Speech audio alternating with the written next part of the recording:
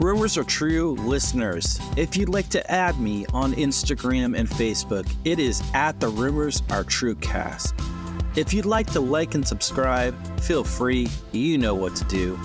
If not, no matter what, I really appreciate you listening. So, again, if you'd like to add me, you know the drill. If you'd like to subscribe, you know it even better. Thank you, guys.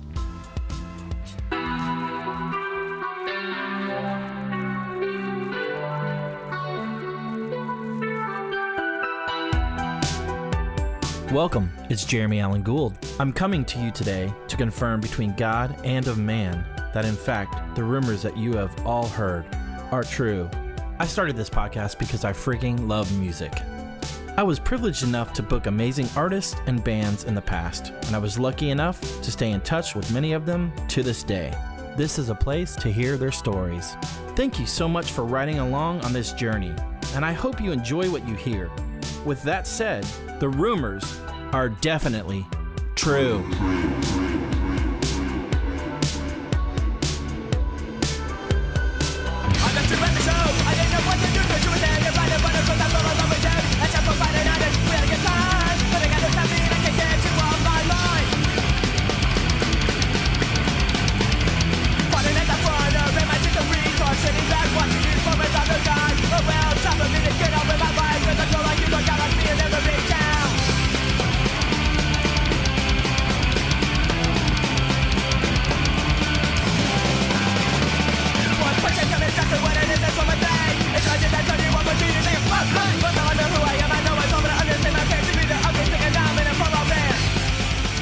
Thank you for tuning in to this latest episode of the Rumors Are True podcast. My name is Jeremy, and today I welcome Steve Park and Dave Luttrell from the bands Lugnut and Honeylocust. Awesome conversation with these two Jacksonville punk rock legends. It was so cool to reconnect with them. I got to see them way back in the day. Living in the same city as them, it was so cool to hear their perspective later on in life. And the Lugnut reunion show that's coming up on March 16th. Awesome conversation with these two guys. So cool to get their perspective on the past, the present, and the future. So hope you enjoy this latest episode with Steve Park and Dave Luttrell.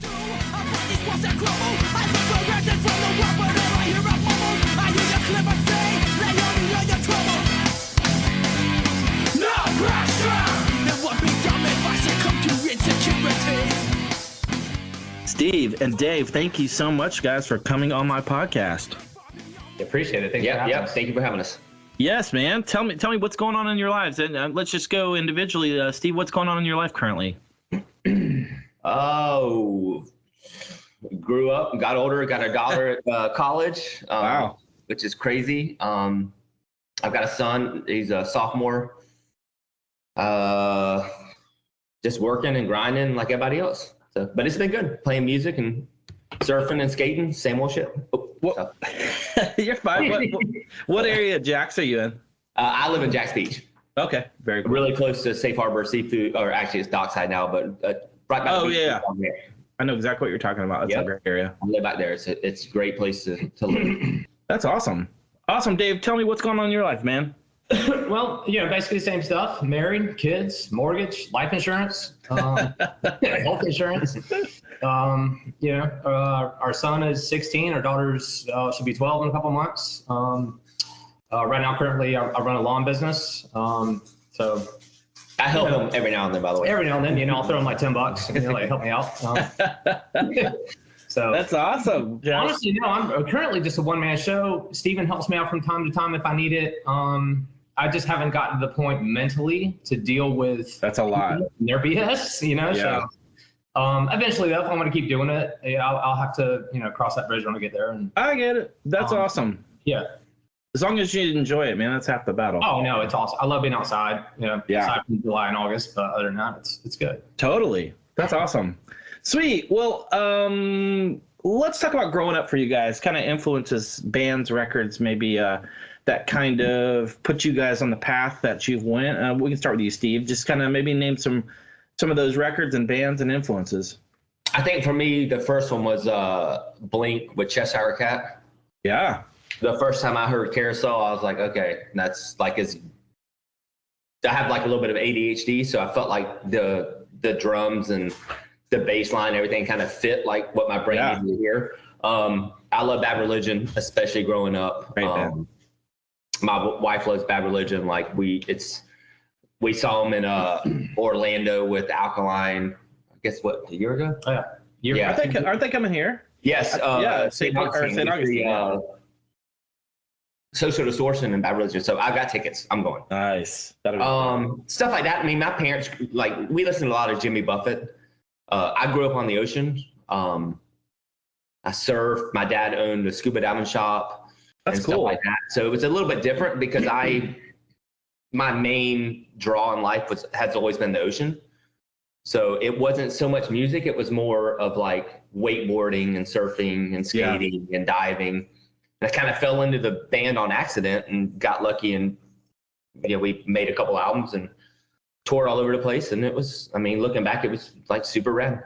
Do you think the skating and the surfing kind of puts you into the punk rock world, essentially? Absolutely. Probably. That made it seem like they were like in tandem. They're kind of, Yeah, absolutely. Yes, absolutely. Especially like, I mean, even Strung Out and bands like that, like where it's kind of like a faster, like I like the idea of, I like melodic punk rock too, don't get me wrong, but like The Descendants. Yeah. Huge influence in that Southern California, like kind of just more like traditional punk rock was, yes, for sure. That's awesome. I love that. Was there any shows at the time that you got to see kind of at that age that kind of influenced you? For me, for sure. I saw Blink with 7 Seconds, like on Halloween night. I think I was 15. Milk Bar?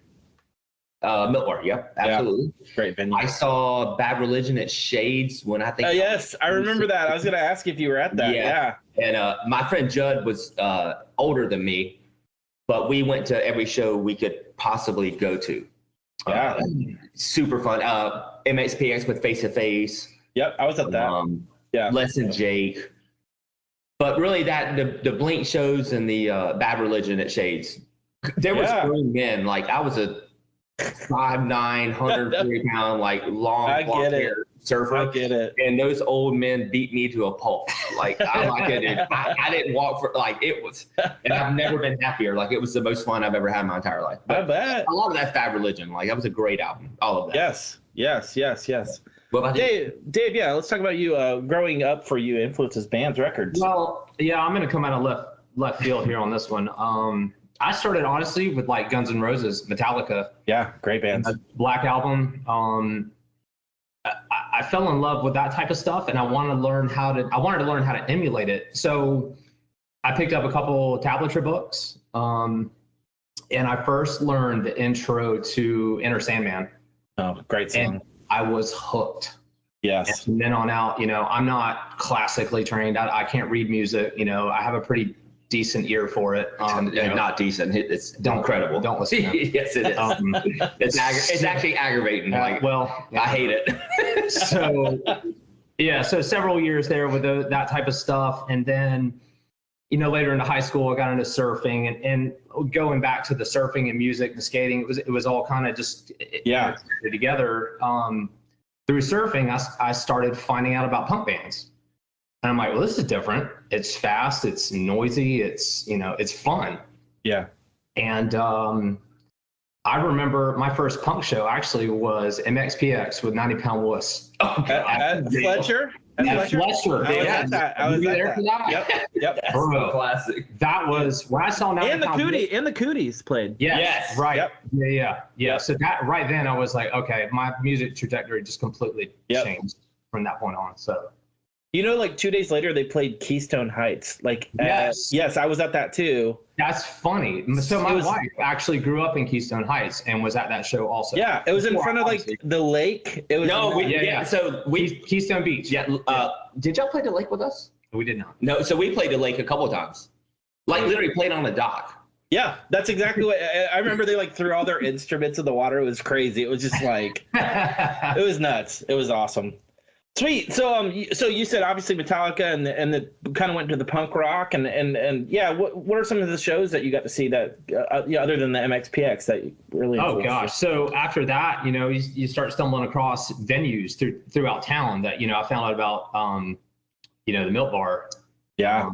Bands that would come through there. Just, you name them. I wanted to be there, That's awesome. Yeah. So the Milk Bar was huge influence, also, and just trying to get plugged into that scene and meet people and sure interested in playing the same type of music and all that. So that's awesome. That's awesome. It's so funny because I was probably at a lot of the same shows you guys were, and it's funny that we didn't really know each other, but I definitely was. I definitely was at most of those shows, at least. Milk Bar, Moto Lounge, Murray Hill Theater, like that whole world. Yeah, that's awesome. I remember Lugnut back in the day because I used to manage a band called Smell of Wonder, and they were like an alternative band, if you will. And so I kind of booked their shows and stuff. And I think Chris Brown knew the guys too, and so it was just a small little world, but it was cool because like I think every band was so different, which I thought I loved about the scene at that time. Oh, for sure. But yeah, awesome. Well, let's talk about the beginning of Lugnut. I'll ask you both individually about the beginning of both your bands, Lugnut and Honeylocust. So, Steve, let's go with Lugnut first and maybe talk about how that band kind of came together and how you guys decided on, obviously being a punk rock band and maybe where the name came from. So we all lived on Nightingale Court around Grove Park, and me and Owen were best friends, and Jeremy lived on literally the Good Time song. What is it? Nightingale Court on a Friday night. Like that's where Jeremy lived, and we had a half pipe like in his cul-de-sac, and we just kind of went for it, and we decided to play music. So Owen, Jeremy, and I were kind of messing around, and our buddy EJ, what's up EJ in Hawaii? You remember EJ? I do remember him. He's actually on the album cover for some reason. But, yeah. So he said, I got a drummer for y'all, and it was Chris. And so I didn't play like any musical instrument at all. I had no idea what I was doing. Yeah. I was friends with them, and we started playing. And it felt like the crazier I got on stage, like the more people liked it. So we just kind of went for it. And it wasn't great, probably, I guess, musically. It was fun. It was fun. Super fun. I remember. So people would come, like, we play shows sometimes, and be like, I think we played the Alibi one time. We also played. Yeah, and it was, Honeylocust played there also. There was hundreds of people in there, and it was the world's, like, craziest mosh pit, because we went, like, wild. Bonkers. But I will say this, the split EP, it's really good. Like, those are good songs. Yeah, absolutely. Yeah, I was going to ask, like, when you guys kind of came to and decided you want to start the band, did you feel like, where were you guys? You said Alibi, but were you playing Murray Hill Theater quite a bit? Or yeah, we played what other venues? We would play house parties. We would play anywhere. Yeah. It was just fun. Like, it didn't matter. We would play wherever people wanted to hear us. But we played a lot. Did you feel like a lot of kids were into it, or did you feel like you were kind of on an island by your own? No, kids liked it, and it's surprising to this day. Like, there's a lot of bands that, obviously, I know a lot of the people that recognize. I get weird like interactions with people because it actually like, hey man, like there's no way. Like, were you in Lugnut? And I'm like, yeah, I was a singer, and it's funny because we didn't play as much locally because we got signed pretty quickly. Yeah. But I think people liked it. Yeah, I do too. I knew they liked it. No, I mean, I remember coming from outside perspective looking in, I was like, you guys, I feel like you played a ton, like in the beginning. And then it was like, yeah, you're signed not much longer after that. It's like, man, you're doing what all these local bands wanted to do. Get signed, go on the road, do your thing, and, sleep on floors. Yes, ironically, I think a lot of that. It's funny, out of all the bands, like whether it's Yellow Card, Inspection 12, and Boredom, like we were the first one signed. Yeah. So we were touring, and it's funny because when Ryan and Dan went to Craig's brother, you know that, right? Yeah, yeah. we were on tour with Craig's brother, and then Ryan and Dan showed up. Yes, I think they were supposed to play at Murray Hill with like Cooter or somebody like that. Yep. Yeah, I do remember that. Yeah, so we actually hung out with them more when they joined Craig's brother than we did here. That's crazy. It was a great summer, like super fun. I do remember that vividly, actually. Mm-hmm. That's crazy. Dave, let me talk to me about the beginning of Honeylocust. I know I had Kevin on here, but I'm excited to hear your perspective on the beginning of the band. Well, I wasn't there for the inception. A guy that I was friends with in high school, we had played in a band prior to Honeylocust, Bruce Salazar. Okay, yeah, I've heard that name, yeah. The world's best guitar player. He's pretty good. He's good. That's awesome. He rips. But yeah, so we played in a band, and that kind of fizzled out. And I don't really recall how Bruce got in touch with the Snows, and they got that ball rolling. And obviously, it was only at the time a single guitar player in the band, and so I kind of was like, oh, what'd you think about a second guitar player? Like, I'm kind of standing over here, and I remember I met them at Corey Von Louie's house, and they were just in this little bedroom, and 8 of us in a bedroom and trying to jam for the first time. Was it good? Was it awkward? How did you feel about it? I feel like that's a lot of people. It was a lot of people. That's what I'm trying to get at. Yeah. It was weird to, kind of get, I don't know. It was fun, I will say. So, but, later down the road, just a little bit, we started, because Bruce and I went to Arlington Baptist Church at the time, where our last band was kind of connected to. And from that, we kind of took on a practice space at the church. They let us come and go as we pleased. We had this giant room upstairs, and that's kind of where we kind of found our sound. Which there was definitely some punk influence, but Bruce wrote a lot of the songs. So a lot of it had a little more of a kind of a hardcore feel to it. They were fun. It was fun to play. Not 100% my cup of tea. If you were saying, hey, what band would you want to play in? Sure. It'd been more punk versus, the whole hardcore thing. But it was fun. And I couldn't tell you, like, it's all kind of a blur, but we started playing shows with Lugnut at Murray Hill and some other places. And then all of a sudden, it was almost like we were sister bands to each other. Yeah. It was like, Honeylocust is playing, well, Lugnut's playing also. Like, it's just kind of, just doing this thing. So, but it was a good time. That's awesome. Yeah, I was gonna say I feel like a lot of the times it'd be like you guys would kind of tag team the show, and I just vividly remember seeing, when I did see you guys, it was like, it was kind of like if one of you there, the other one's there, or if not, you're a couple days later you're playing with them at some point. So if we weren't playing, we were at the show. You were there at the show, exactly. Yeah. And luckily for us, like Honeylocust got us in at ABC. So we would practice there, and there was a foosball table. Man, there were a lot of nights. It was just shirts coming off. We'd listen to Descendants in full blast, and just absolutely it was so much fun. That's awesome, man. I love hearing that. It's cool because, again, in that time frame, I remember all this, and I wasn't hanging with you guys, but I could totally see this. Like having seen the bands, it's like I could totally see kind of the dichotomy of it all. So that's awesome. That's so cool. Yeah.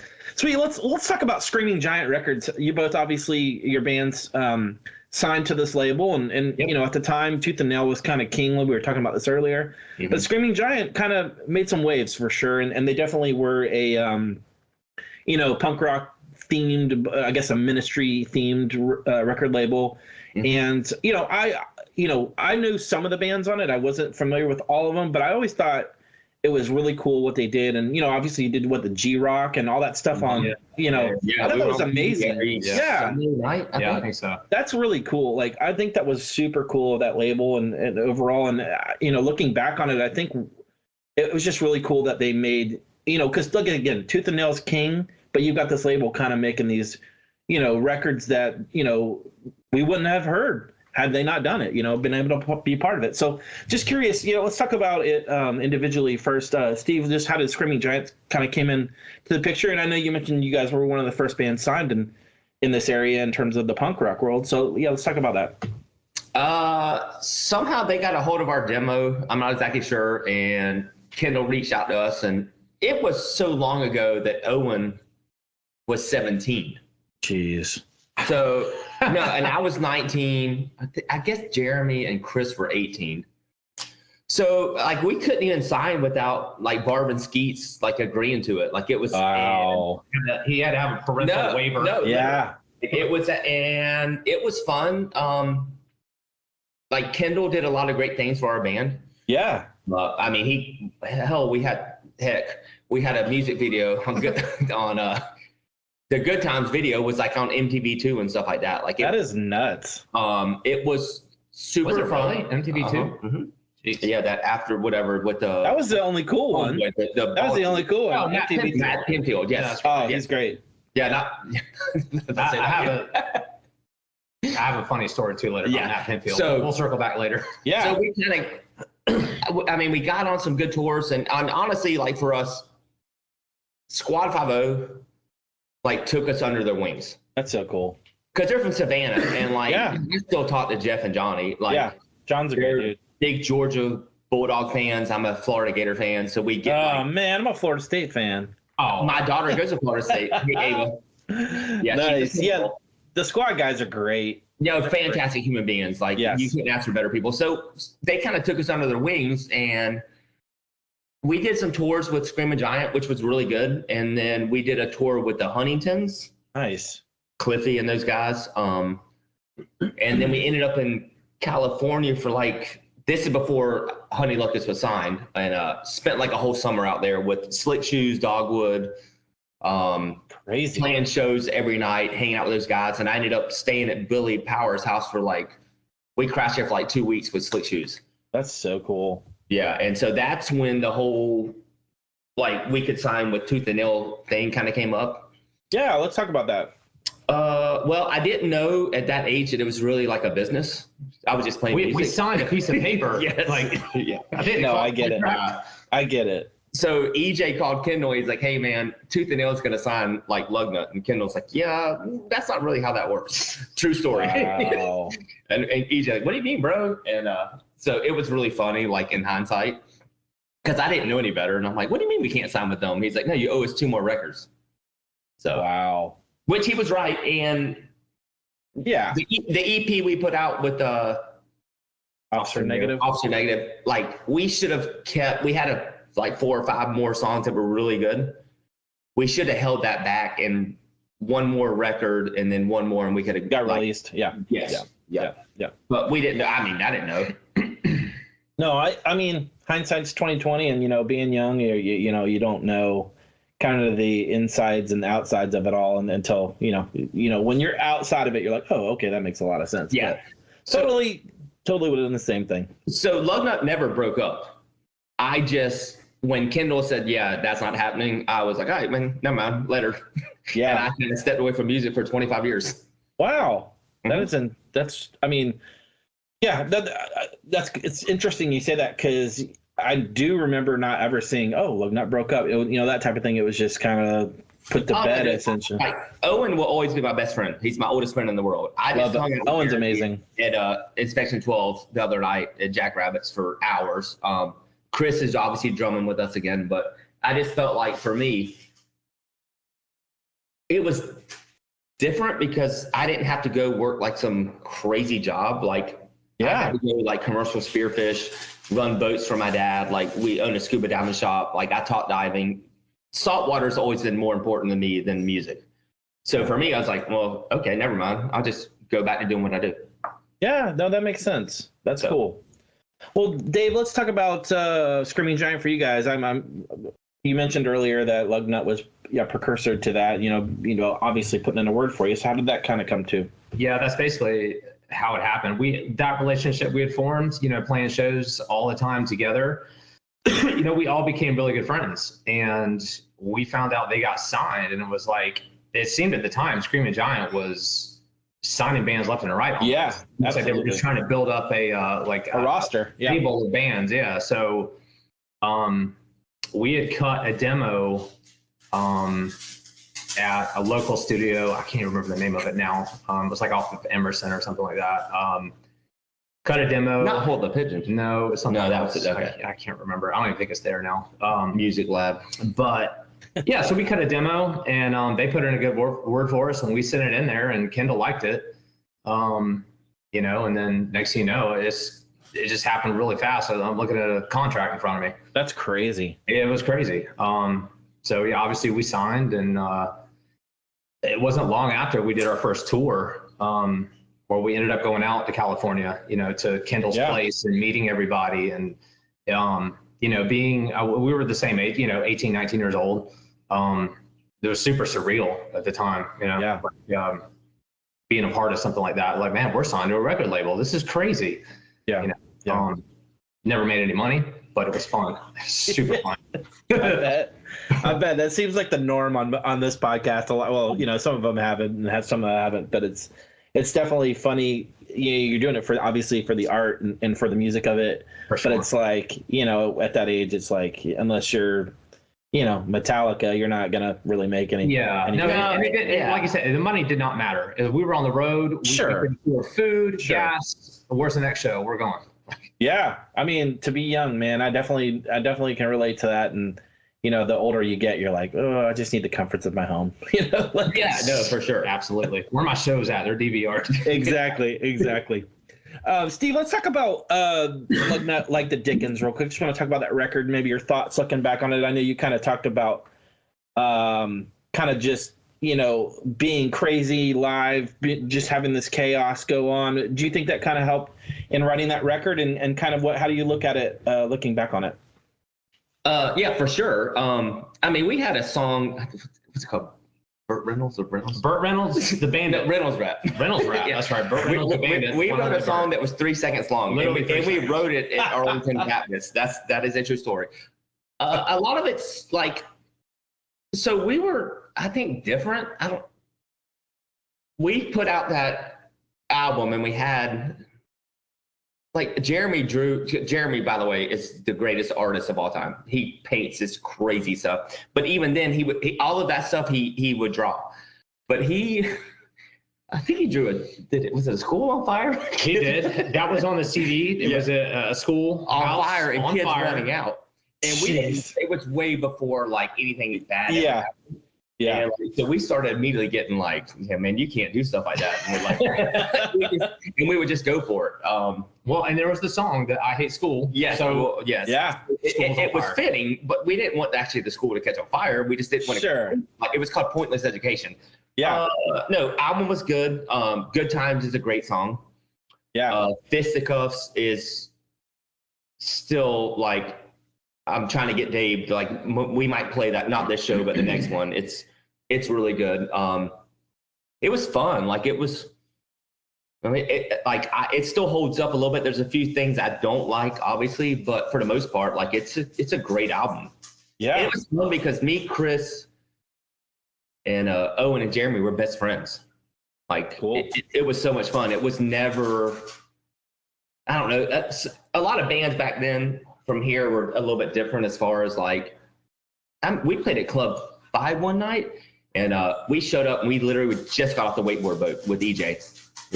We just, like, in baggies and like no shirts, and played a show and left. No sound check. No, and everybody else been there for 2 hours, and we're like, all right, let's play. Goodbye, and just walked off and went back, like, on the boat to hang out, like, in Pottsburg Creek. Like, so we were different when it came to stuff like that. Sure. It wasn't very professional, to be honest with you.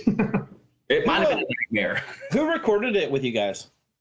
So we recorded the first demo. Oh, boy, you got me. It was Hold the Pigeon, wasn't it? No, some dude, Joe, that had done some albums for Screaming Giant and Tooth and Nail. Okay. He stayed at my parents' house with me on Ocean Boulevard. And we recorded at Music Lab in Jack's Beach, which was next to the pier. Right. Place, yeah. right? Yep. Yes. Oh, yeah.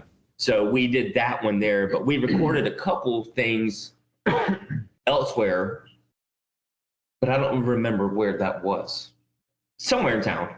When when the record came out, what was the reception like? Did you feel like people were into it? And obviously, when you were on tour, were you selling them quite a bit? Was that something? That... Yeah. We played Chain Reaction, which is like in LA area. Yeah. We played with the Halo Friendlies, Dogwood, and Slick Shoes. But we played like 3 nights in a row there, and we sold like 900 records. That's insane. Mm-hmm. That is nuts. I think before Good Times, the video got kind of redone by YouTube. It had well over 100,000 views. That is nuts. I did not know that. That's crazy. And probably 50,000 are Amelia, my daughter's best friend. Hi, Amelia. She has a fair enough. Yes. Yeah. Amelia loves the song. So Amelia, I'll see you at Kona. So I know you mentioned that show. What other bands did you tour with after that record came out? Huntington, Slick Shoes, Dogwood.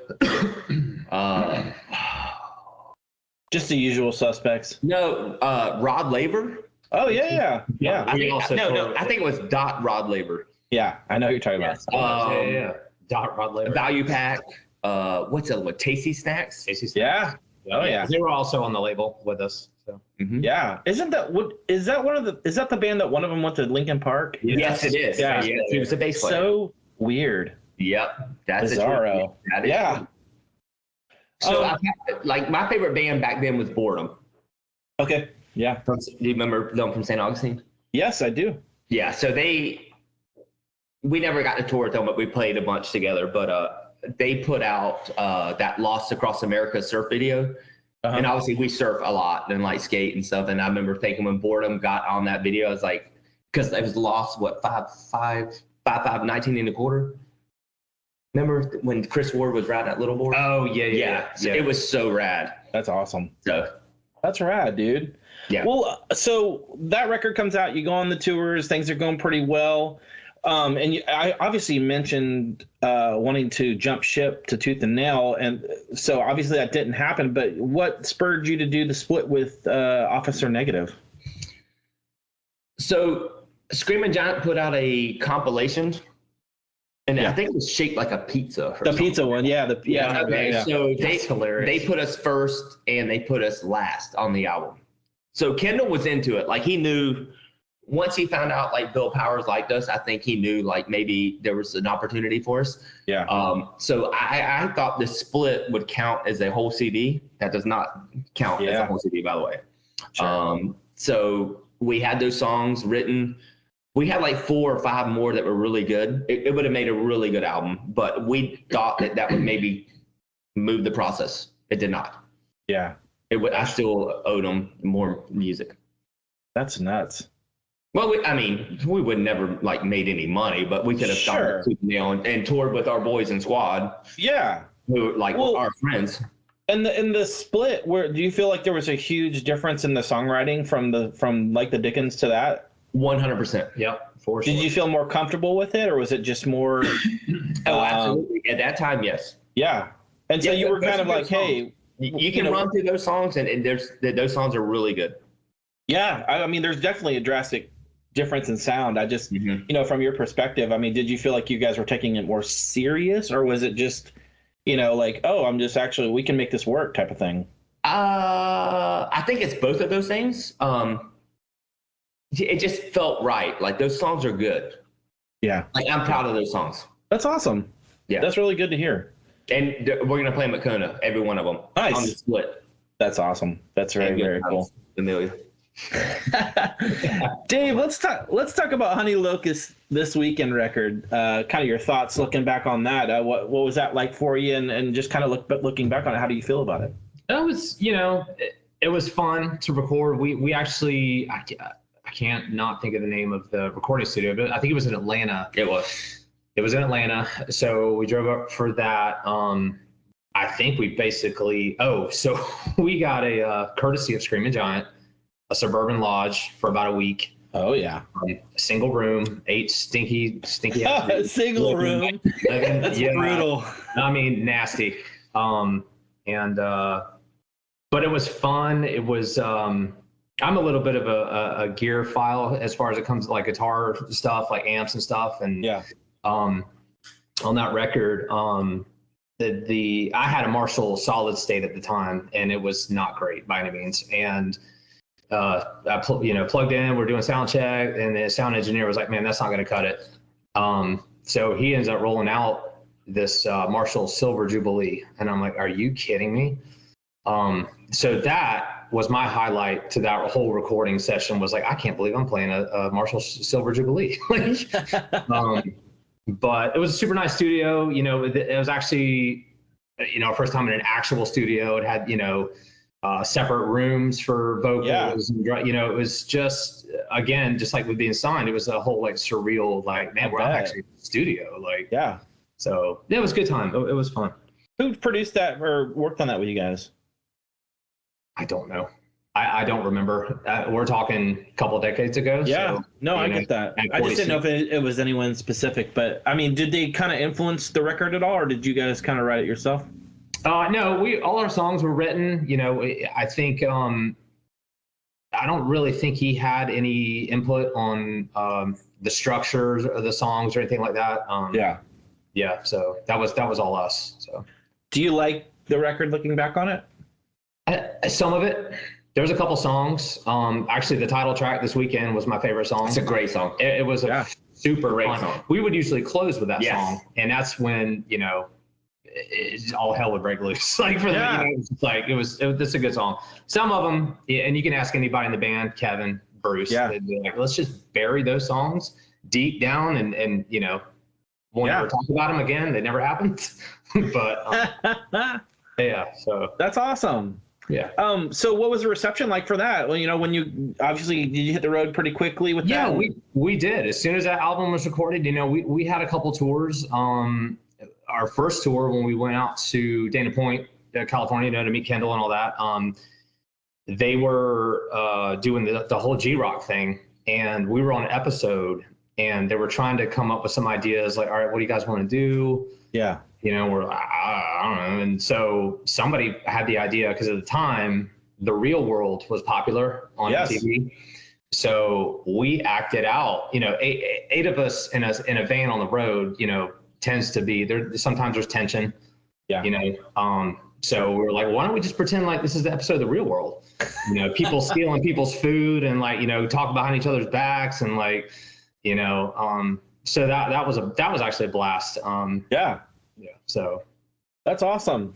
Who were you guys when you were touring? Were you with anyone in particular, or was it just you guys? We did it. They were on what was the name of that tour? 100 miles. It was a long tour, bro. It was 100 miles an hour tour, something like that. It was 100 days. It was something like that. Honeylocust, Lugnut, Rod Laver. So that was with Rod Laver. I gotcha. Those Tasty Snacks. That was okay. So you were on that with them. Okay, I didn't know that. That's awesome. That's cool. Along those lines, we played Tom Fest in Texas at some point. Nice. I forgot about that. Yeah, we all played Tom Fest. I had Mikey Bridges who did Tom Fest on a while back. Yeah. Well, Tom Fest was fantastic. All three of them. Oh yeah. And I will say this for me, we played all three Tom Fest in Cornerstone. For me, that was important. That was rad. Especially did you guys sell a ton of records at that, both respectively at Cornerstone and Tom Fest? Did you guys do really well there? I did, for Lugnut, yes, absolutely. I honestly don't remember. To be honest with you, I was just mingling with people, and because our sax player Corey was kind of just thrown in charge of dealing with all that stuff. So he handled all that, and I just kind of was like, well, I'm just playing guitar, and I'm just here. I'm just happy to be here. Sure. Yeah, we saw a lot of records of those festivals. That's awesome. That's all. I love that. It's I think a lot of people say Cornerstone or Tom Fest or some of these were kind of really important for each of these bands to be able to get playing obviously in front of a lot of people, but also to it's just kind of like a homecoming to meet new bands and hang out and that type of thing. So I'm sure that was such an awesome you take your tour all the way up to that point and then it's like hang sesh. So yeah, for sure. So Dave, you wound up actually joining Lugnut at some point. Let's talk about that. Yeah, sure. So we had come off tour. I didn't know this at the time, that the whole ordeal with them trying to get off of Screaming Giant and join Tooth and Nail and all that. I had no idea that was going on. Yeah. I thought Steven left because he was like, I'm not making any money. I'm going to make some real money. And I'm just, It was, being on the road too, we'll take it out of you. They started their tour schedule, like, I want to say a year before we did. So they'd been on the road quite a bit. And I think they were already kind of road weary. So that was kind of my thought on, Steven leaving. But so I guess kind of like we were talking about with the split with Officer Negative, those songs kind of changed a little bit stylistically, if that's a word. But that is a word. It is a word. And I think to thicken up the sound, they were talking about throwing in a second guitar player. And our last tour, I spent more time with the boys in Lugnut than I did my own band. The way our tour took off, we showed up at Owen's house. I was the only one to show up, actually, because Honeylocust's van actually had broken down. The Squad 50 band. The Squad 50 band. Which Squad gave us that band. We gave it to Honeylocust, and that broke down in Nightingale Court. Appreciate that. Gosh. You had to start a tour. Yes. Very thoughtful of Squad. So I was the only one to show up, and so they were ready to go, and they're like, let's just go. So I hopped in the van with them, and basically I had set up shop in their van for our tour, which was kind of odd, you think, like, so became really good friends with them. And, later down the road, Jeremy, it kind of approached me and said, hey, what would you think about joining the band? It's a second guitar player. I'm like, well, that was what I wanted to be in. It was a punk band. Sure. Honeylocust was fun. It really was. And I enjoyed playing, but like that, I really wanted to be in Lugnut. Yeah. So joined at the tail end. But Steven had left. So, actually for the first month or two, first month or two, we didn't know what was going on really. We were trying to set up practice times at Jeremy's mom's house in the garage, but we would run through stuff without a singer. And then finally got word. Steven said, hey, I'm out. I don't want to do this. And Jeremy was like, well, I guess I'm going to sing. Yeah, I was going to say, who wound up doing that? Yeah. Jeremy did. So Jeremy stepped up to sing. We started writing, some different stuff. It was this weird transition between the super fast, play as fast as you can punk to the Split album to more of like a Black Crowes style rock. Whoa. It was weird. It was a weird transition. Yeah, I'm out on that. He was out. He was for sure out. What? No thanks. And so the whole conundrum with the record label thing came up again. Kendall still wanted a Lugnut record, and really, we were like, well, we're not into this anymore. We wanted to try something different, and our out was, well, let's just change our name. So that's when Lugnut was kind of buried at that point, and voila, the Dirtybirds. Okay. So I knew, I had seen Chris on tour with Evergreen and all that, and he told me about the Dirtybirds after the fact, and because when I was living here, I wound up moving away, and so I didn't know much about the Dirtybirds. Let's talk about the Dirtybirds. I know a lot of people kind of, when I posted I was going to have you guys on, people were like, oh, the Dirtybirds. So it was just kind of cool that it's kind of got its life of its own. So let's talk about the Dirtybirds. Yeah, for sure. Well, so actually, just back up just a hair, I played one show with Lugnut as Lugnut. Oh, nice. And it was at Fat Cat across Murray Hill. Murray Hill. Yep. No, you weren't there. Okay. And that was our first, Lugnut. I think the title of that show was Lugnut Returns or something like that. And it's like we were sunburnt, no shirts. I believe Owen was wearing a very tight pair of like leather pants. Yeah, he got no way. There's no way. I'm telling you, it was. No, bizarre. I know. He's Mr. Fashion. I know.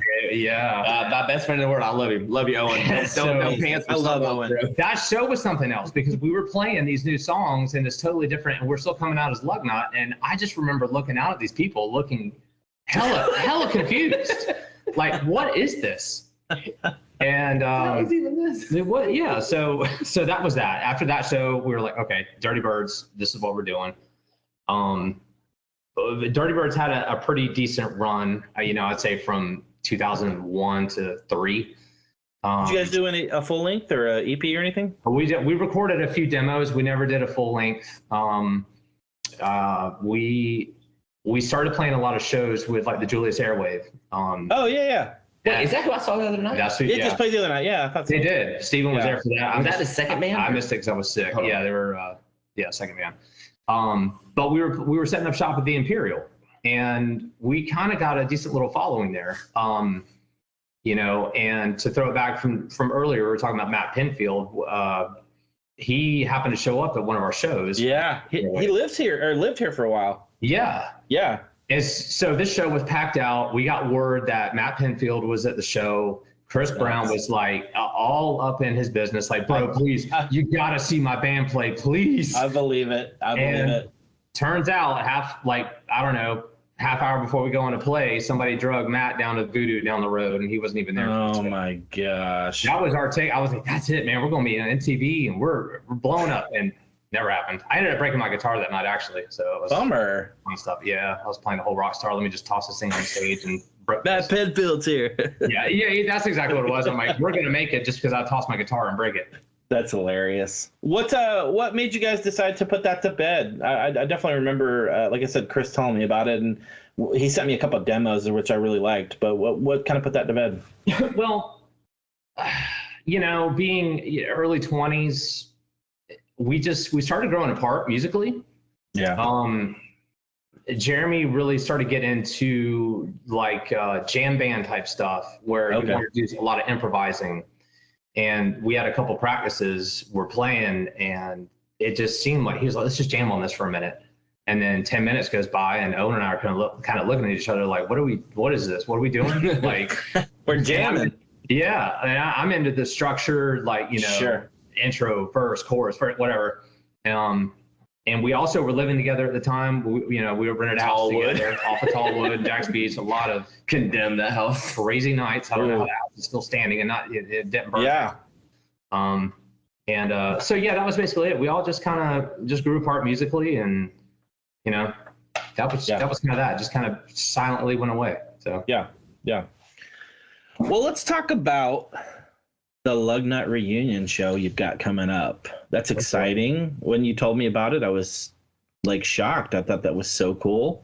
What kind of brought that on, and kind of what do we need to look out for, and when is, obviously let's talk about the date and all that. And then of course, after that, we'll talk about the new South is Here band that you're going to continue with. So the reunion thing, actually, the idea of it kind of happened right before COVID. Really? Because a lot of bands like, Squad 5-0 was coming out of the woodwork. 5 Iron Frenzy was starting to do stuff again. And, Steve and I were just kind of talking. I was like, man, wouldn't it be funny if we kind of came out and did a reunion thing or something? And COVID hit. And that just kind of a couple of years there went by where nothing was happening. So, yeah. So what brought this on now? Well, I hang out with Dave all the time. Like, he's my best friend. Like, we help each other out. Like, if I need something, like, hey man, I got to move this, he shows up. If he needs help with like doing landscaping, like, I show up. We were playing a bunch of music together, and we just kind of met a guy, Trey. Trey. Yeah. Trey Clark. Yeah, Trey Trey. Clark. Yeah. So we met Trey through our daughters went to school together. Cool. He got wind of I play music. He plays music. He plays in a band called One Common Thread. They're like a hardcore band. Okay. We just kind of started jamming, just me and Trey. And one day, Steven asked what I was doing. I was like, I'm actually going to go jam with this guy. Trey, what are you doing? He's like, nothing. Yeah. Literally, it happened just like that. It just happened. He just showed up and was like, let's jam on some Lugnut stuff. And before you know it, like, let's see what Chris Brown's doing. Yeah, so Trey knew enough drums and I knew enough bass to kind of run through some songs, and it was fun and it sounded good, and we're like, that was really fun. And then it came from just having a good time. Yeah. Nothing else. Like, it was so much fun. And then the first night we played with Chris, and I love Chris Brown. Like, he's the best drummer. No offense, LP, whoever else. Like, I guess it could be like 1 and 1, but like Chris is the best drummer I've ever seen in my entire life. No, he is. So we went to his house and just started playing music, and like me and Chris were laughing because it's been 25 years literally, but it just kind of all went together. And Chris is like that's super rad. Like, I'm loving this. So we decided to give it so this show at Kona, the 16th, will kind of be like I think we'll keep playing some Lugnut songs because I think like people like to hear them. Yeah. But I think like we're gonna kind of slide to South of Here. South of Here, okay, and it's basically what is it? Is it going to be kind of the same kind of music or more punk rock or like? Oh, it's gonna be punk rock. It's not gonna be Dirtybirds. It's kind of a throwback to the late '90s or mid '90s punk stuff. Lagwagon and Strung Out. Yeah. That kind of stuff. The stuff that we just still enjoy to this day. Yeah. That's awesome. So. It's not going to be one more time I blink. Like, I don't like stuff like that. It's going to be like very aggressive. Like, let's go have a good time for 30 minutes and then we'll leave. That's awesome. Who else playing the Lugnut show? That's a good question. I have no idea. It's like 6 bands. Yeah, actually, and this is funny because we're like I said, we're married, mortgaged, and jobs and careers, and like we're completely out of the loop. And so we saw the flyer, and I'm like, I don't recognize any of these names. Are we old relics now that just like? Yeah, I was trying to find my phone. Hold on, stand by. Yeah. Well, so the date is the 16th of March, and it's at Kona Skate Park in Jacksonville, Florida. Yeah. And Lugnut reunion show. That's exciting. Yes. That's cool. Are you guys gonna have merch at all, or is it just gonna be? Oh, you are. Okay, cool. Very cool. Is there a website that people can go to for that, or they can go to konaskatepark.com. Okay, konaskatepark.com. Yeah, that's awesome. That's exciting. They've got it listed. It's from 4 to 10. Food trucks. It's kind of a mini. They're saying it's a little mini fest. Punk fest. Yeah. So awesome. Yeah. That is so rad. I love hearing that, guys, and I love the band name South of Here. I think that's a cool name. Thank you. That's very important to me. Yeah, no, I really do. I like it. It's. Do people want to hear the reason? Yeah, sure. How that came up? Yes. So, when we took my daughter to college at Florida State, like it was a rough ride. Yes. So not because of that, but when we left, like I rode back, and I've got an incredible family in Crystal River, Florida, like a little small town. Beautiful area. I know. Yes, it's amazing. And Dave wrote the song "South of Here," which is you're gonna hear. And I was like, that's mediocre. Yes, no, it's not mediocre. It's an amazing song. And I told Dave, I was like, it like hit at the perfect time. And Dave's like, "Where are you headed?" I said, "South of Here." Like I had to get out of where I was at that space. Yeah. So originally it was a song was gonna be called "South of Here." But then we kind of talked about it a little bit more, and I was like, "That's a great band name." Yeah, it really is. I like it. When you first told me, I was like, "Oh, that's a cool name. I like that." So thank you. And Dave's got actually the logo, the new logo for it. Yeah, we just had a new logo made up. Yeah. Oh, awesome! That's exciting, man. You should send that to me. So I'll put it on the flyer when I make it. So, yeah, please. Absolutely. Yeah, it's rad. Like it's a really cool idea of the compass rose and like. Yeah. Yeah, it's Skull and Crossbones is kind of an ode to Lugnut. That was the logo back in the day. So. That's so cool, guys.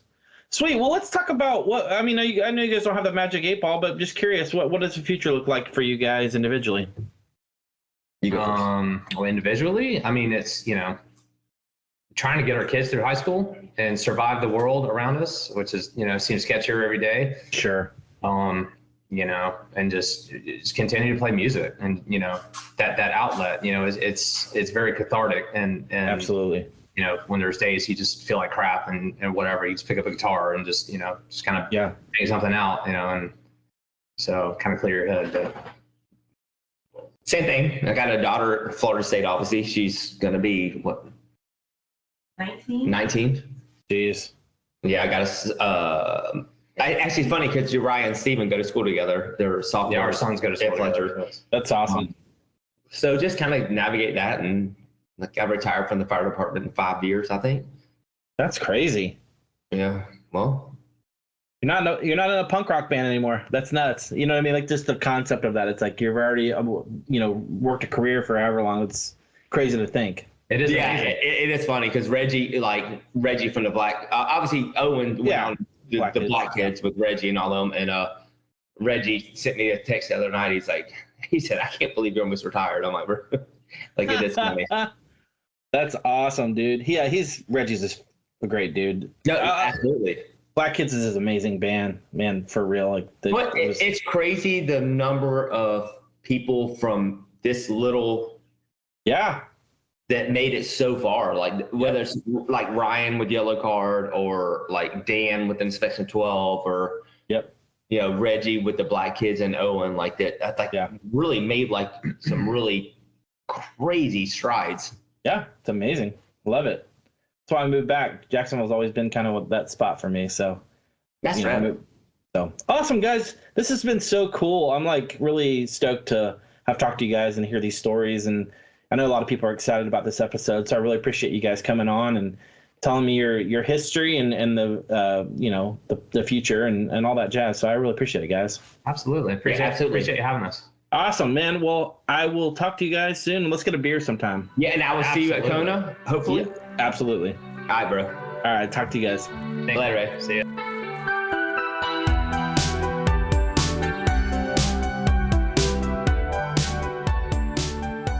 Hey, thank you to the listener for tuning in. I really appreciate the shares, the likes, the subscribes, the messages, all the kind words. I really appreciate it, guys. Thank you to Steve Park and Dave Luttrell. Thank you so much for your time. Awesome conversation.